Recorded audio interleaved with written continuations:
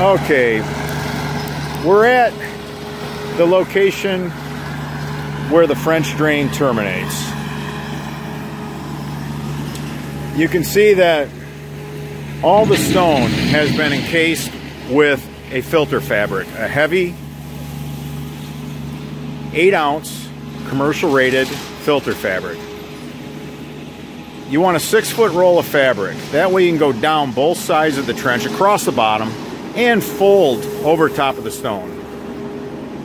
This prevents any contaminants to get into the system. This is a fully contained French drain system.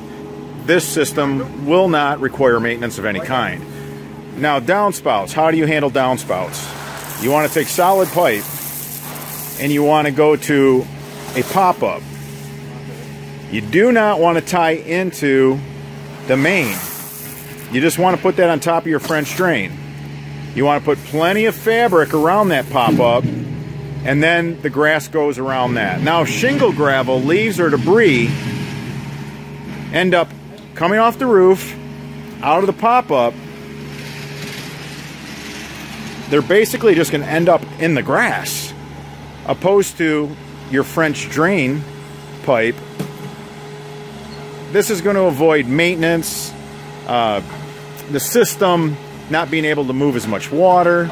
You can see just how much stone we put in our French drains. The stone is the key. The more stone, the better the French drain. The more volume of water you can move, the more efficient the French drain is.